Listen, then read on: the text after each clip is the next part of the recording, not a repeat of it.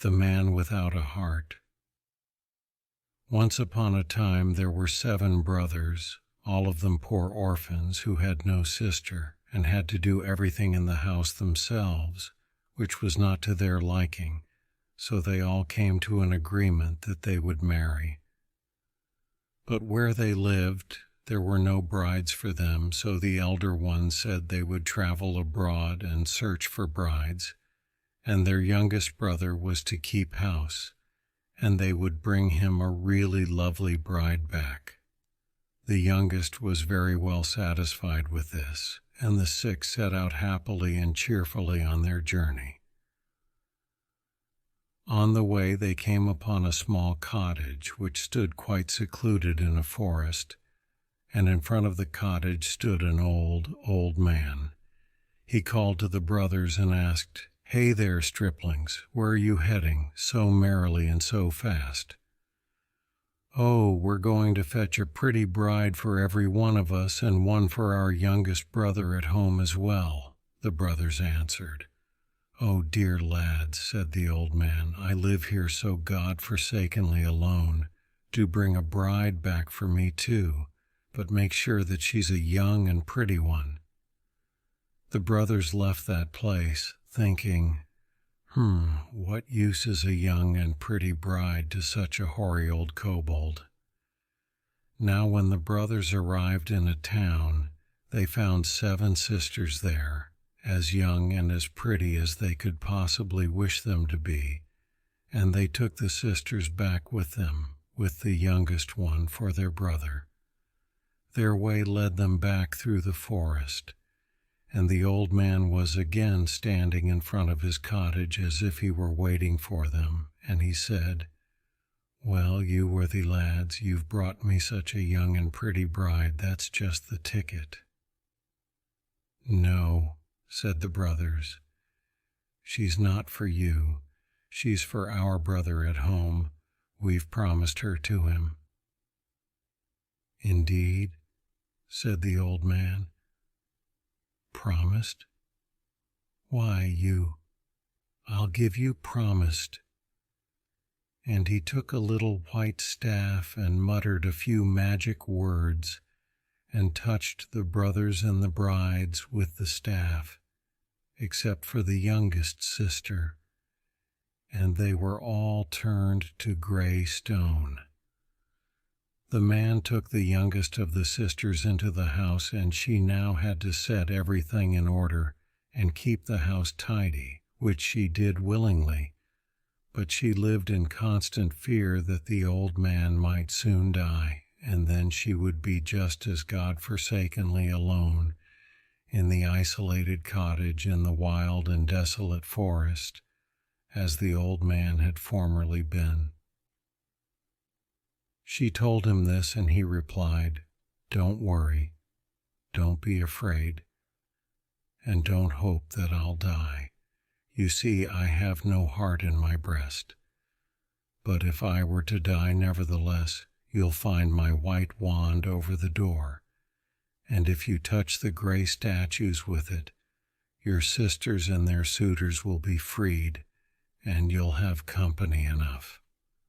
But where on earth do you have your heart if you don't have it in your breast?" asked the young bride. "Must you know everything?" asked the old man. "Well, if you really must know, my heart is in the coverlet." So when the old man was away attending to his business, the young bride, in her loneliness, sewed and embroidered very pretty flowers on his coverlet, so that his heart might take joy of them. But the old man smiled at this and said, "You dear child, why, I was only joking. My heart is. Well, where is it, dear father? It's in the house door."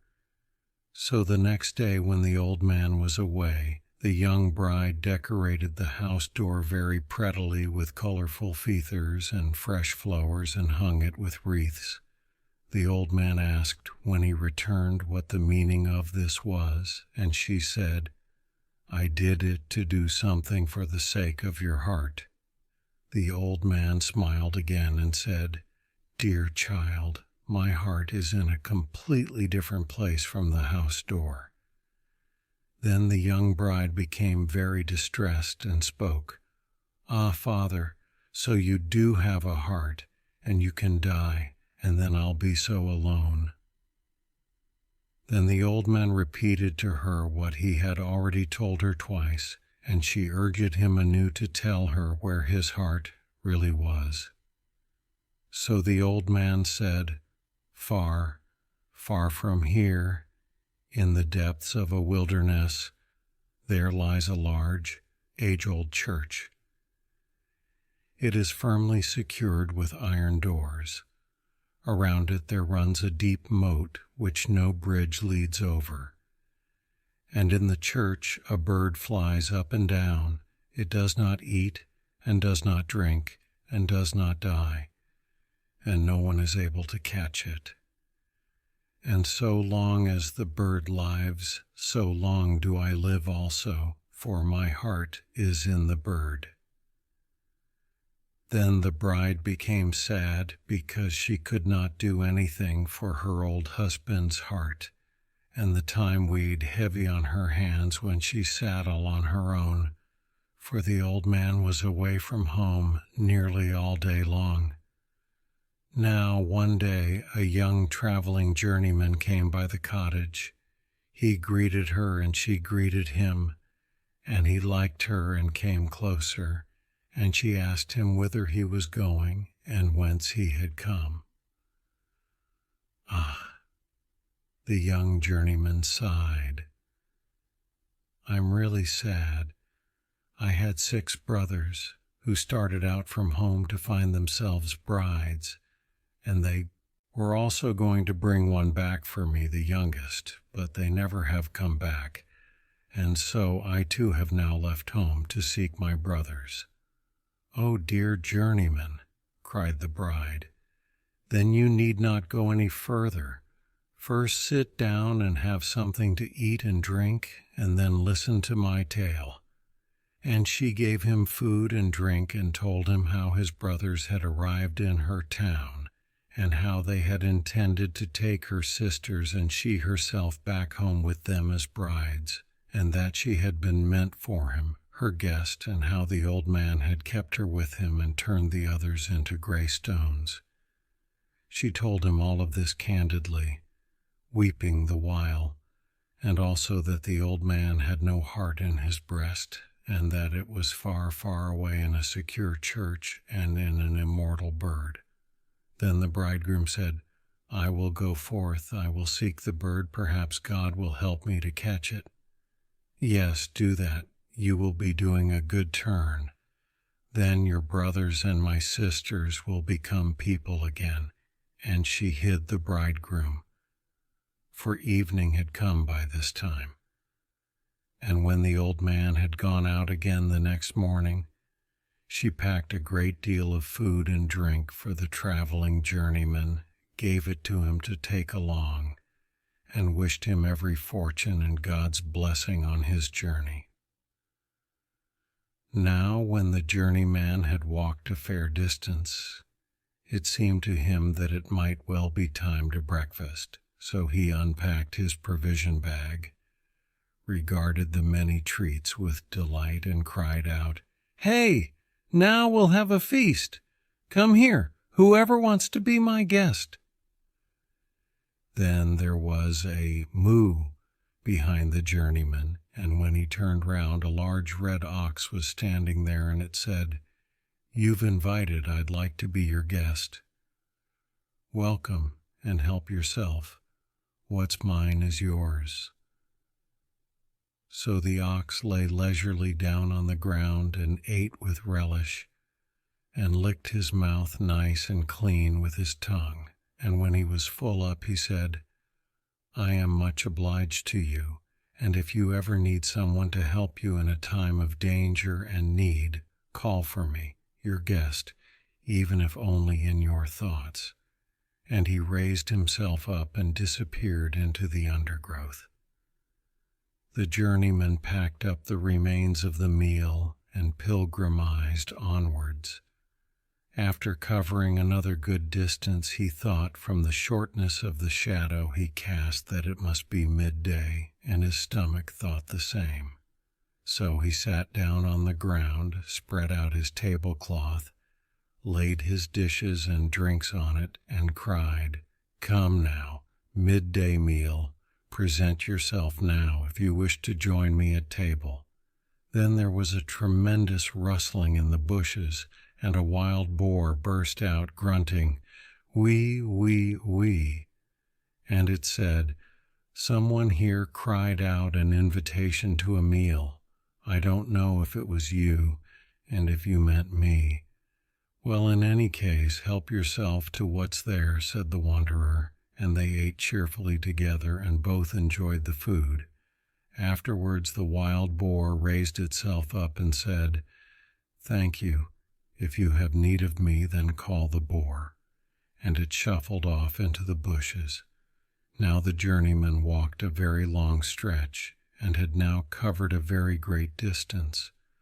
The day was drawing towards evening, and he felt hungry again, and he still had provisions, and so he thought, "How about an evening meal? I'd say it were about time." And again he spread out his tablecloth and laid his food on it, and he still had something to drink, and he cried, "Anyone who would like to eat with me may consider himself invited. It's not as if there were nothing here." Then there was a swishing sound of heavy wings beating above him, and the ground grew dark as with the shadow of a cloud. And there came into view a large griffin, who cried, "I heard someone here below invite to table. I don't suppose there would be anything left over for me. And why not? Alight here and make do with what there is. There won't be much left for long," cried the youth. And so the griffin alighted and ate its fill, and then it said, "If you need me, then call me," rose up into the air, and disappeared. "Well," thought the journeyman, "he's in an awful hurry. I think he could have shown me the way to the church, for I'm not likely to ever find it on my own." And he bundled his things together and thought he would walk a little further before going to sleep. And he had not been walking long at all when all of a sudden he saw the church before him, and he was soon at it, that is, at the wide and deepened moat without a bridge that surrounded it. Then he looked for a nice resting place, for he was tired from the far journey, and he slept. And the next morning he wished to be over the moat, and thought, "Look, if the red ox were here and had a raging thirst, he could drink up the moat and I could get across dry." No sooner had he made this wish than the ox was there, and it began to drink up the moat.